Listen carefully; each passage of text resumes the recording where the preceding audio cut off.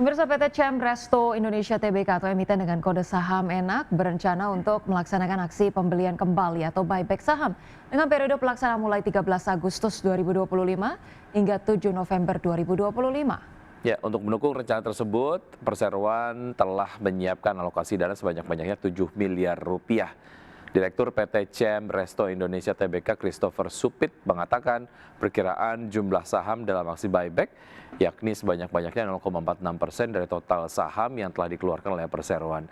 Manajemen memastikan bahwa buyback tidak akan mengakibatkan menurunnya pendapatan dan tidak akan berdampak pada pembiayaan karena hingga saat ini Perseroan masih memiliki modal kerja dan arus kas yang memadai untuk kegiatan operasional. Lebih lanjut, pemilihan kembali saham diharapkan juga dapat memberikan fleksibilitas kepada Perseroan untuk mengelola kebutuhan modal jangka panjang di mana saham treasury dapat dialihkan di masa mendatang dengan memperhatikan peraturan perundang-undangan yang berlaku.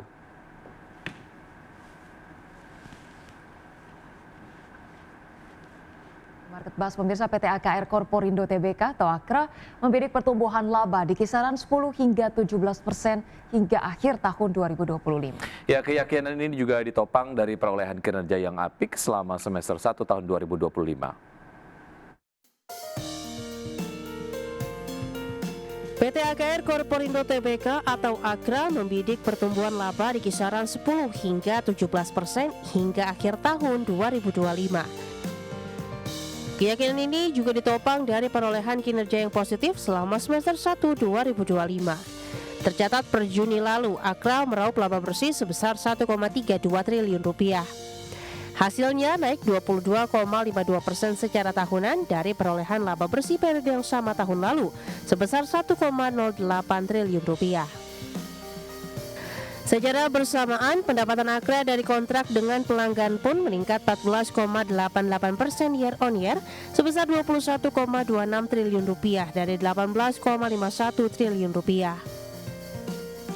Segmen jasa logistik tampak menyumbang kenaikan tertinggi dari sebelumnya 453,75 miliar rupiah menjadi 689,63 miliar rupiah. Dengan kata lain, kenaikannya mencapai 51,98% secara tahunan.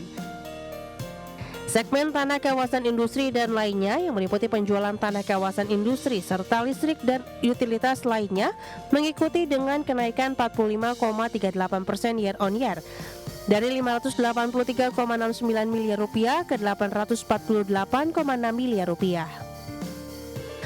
Lalu perdagangan dan distribusi BBM mengekor dengan pertumbuhan 13,52% year on year mencapai 19,48 triliun rupiah dari 17,16 triliun rupiah. Diversifikasi bisnis dan investasi strategis menjadi kunci pertumbuhan ini. Segmen perdagangan dan distribusi menunjukkan kinerja apik berkat permintaan bisnis to bisnis dan ekspansi jaringan retail BPAKR. Berbagai sumber, IDX Channel.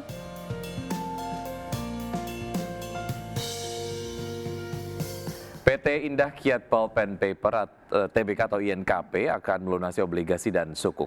Ya, kedua instrumen tersebut pemirsa akan jatuh tempo pada Oktober 2025. PT Indah Kiat Pulp and Paper Tbk atau INKP akan melunasi obligasi dan sukuk yang akan jatuh tempo pada Oktober 2025. PT Pemeringkat Efek Indonesia atau PEVINDO menyampaikan surat utang yang diterbitkan INKP akan jatuh tempo dalam waktu dekat. Antara lain obligasi berkelanjutan 3 tahap 2 tahun 2022 seri B senilai 1.603,93 miliar rupiah jatuh tempo pada 11 Oktober 2025. Sukuk berkelanjutan 2 tahap 2 tahun 2022 seri B senilai 455,19 miliar rupiah jatuh tempo pada 11 Oktober 2025. Lalu obligasi dalam dolar Amerika berkelanjutan 2 tahap 1 tahun 2024 seri A senilai 7,63 juta dolar Amerika jatuh tempo pada 14 Oktober 2025.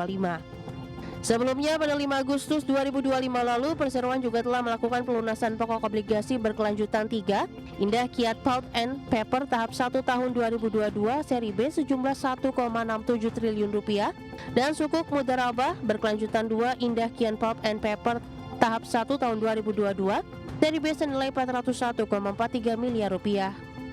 Berbagai sumber, IDX Channel. Pemirsa, J Trust Bank Golf Tournament 2025 dalam rangka memperingati 10 tahun J Trust Bank Indonesia akhirnya sukses digelar. Ya, selain ajang pertemuan para pelaku usaha, turnamen ini juga mampu meningkatkan jaringan para pengusaha nasional dalam mendukung pertumbuhan ekonomi secara bersama-sama.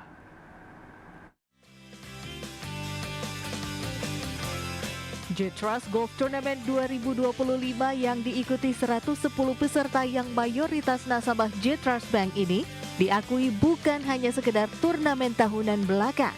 J Trust Golf Tournament 2025 menjadi ajang bertemunya para pengusaha nasional dalam menyatukan visi bersama melalui dukungan pembiayaan dari Bank J Trust Indonesia. CEO PT Energi Lautan Nusantara yang juga pemilik PT Rania Maharani Management, Ahmad Musyafak mengungkapkan, selain mempertemukan para pengusaha nasional melalui hobi yang sama, ajang ini juga mampu meningkatkan networking para pengusaha nasional. Menurut saya secara pribadi dan perusahaan kami, tentunya event ini layak untuk diteruskan pada tahun-tahun berikutnya karena sangat menarik ya. Jadi kesempatan kita yang baik sekali ketemu dengan owner dari J Trust Management dan direksi dari J Trust Bank itu sendiri, dan juga kesempatan kita untuk kumpul dengan semua pengusaha, di mana pada saat golf juga tidak hanya sekedar golf, pasti kita mengembangkan networking kita juga. Melalui dukungan Bank J Trust Indonesia, diharapkan para pengusaha dan Bank J Trust Indonesia mampu tumbuh bersama dalam mendukung industri dan perekonomian nasional.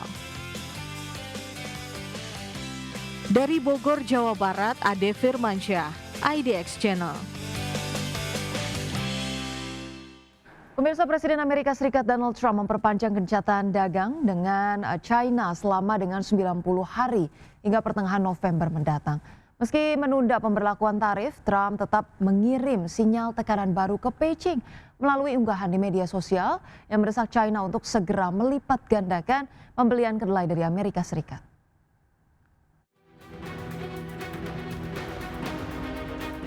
Presiden Amerika Serikat Donald Trump memperpanjang gencatan dagang dengan China selama 90 hari hingga pertengahan November, menunda kenaikan tarif tinggi atas barang-barang asal negeri Panda hanya beberapa jam sebelum tenggat waktu habis.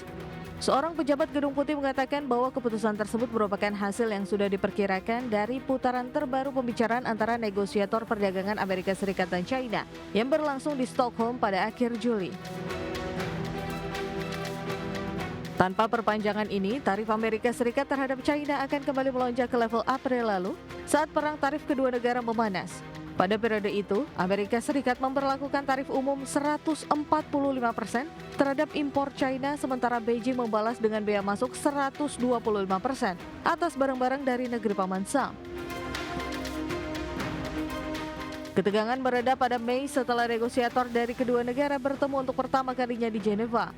Kesepakatan sementara dicapai, yakni Amerika Serikat memangkas tarifnya menjadi 30% dan China menurunkan tarifnya menjadi 10%. Selain menunda tarif, Trump juga mengirim sinyal tekanan baru ke Beijing melalui unggahan di Truth Social, di mana Amerika mendesak China untuk segera melipat gandakan 4 kali lipat pembelian kedelai dari Amerika Serikat. Berbagai sumber IDX Channel.